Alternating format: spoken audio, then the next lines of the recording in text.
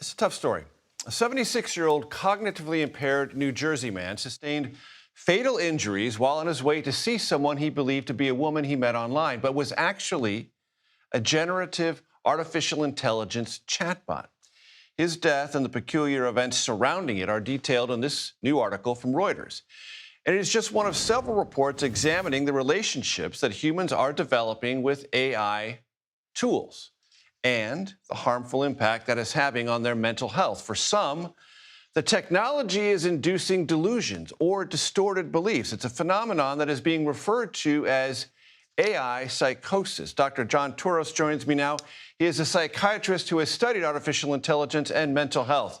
Doctor, it's great to have you with us. Walk my audience through this psychosis terminology and what it means. Thank you for having me.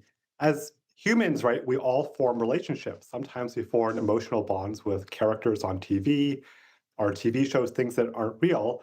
The same happens with chatbots, right? To some degree, people get attached. When ChatGPT 5 came out last week, hundreds of people took to social media, actually thousands, and said it felt like they were losing a friend because the new version didn't have as much personality. And the company actually is beginning to reverse it. Now, some people take that emotional bond a little bit too far. And when that chatbot emotional bond becomes reality and people can't say what is real, what is not, that's where what is called AI psychosis comes in. So we lose touch of reality because we think that the chatbot represents it.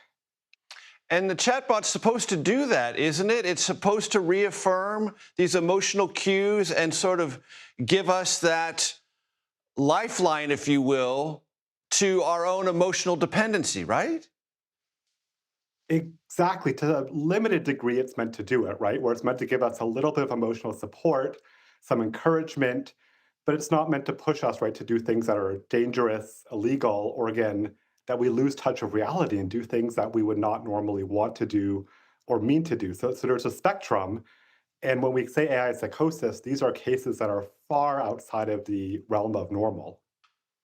And is this something that people who are either predisposed either to addiction or to low-level delusions or distortions in their own pre-existing non-chatbot world are more vulnerable to? So we know in certain mental illnesses, say like schizophrenia, people are prone to delusions and hallucinations. And even if we go back over 100 years ago to the Industrial Revolution, people started having delusions about technology and what was happening. And now we live in an era, right, where delusions are not just about technology, they're happening with technology. So it just tells us that some people who, again, may already have a mental illness, this may be part of what they're experiencing.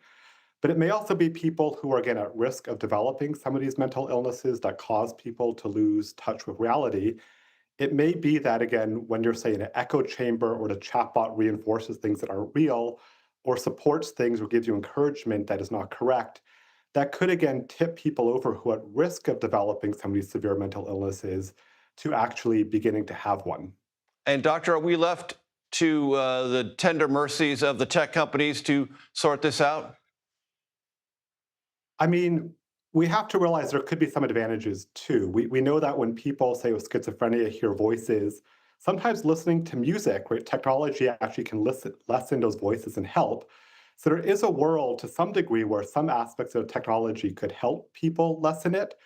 But I think at this point, there's so much we don't know. As you showed earlier, we're learning about what is this AI psychosis on a day-by-day basis. We're getting new information. So it's a new phenomena that we're seeing. We're trying to understand it, but we're in the early days of it. We are in early days indeed, but you shed some important light on it for us. Dr. John Torous, I appreciate it very much. Thank you.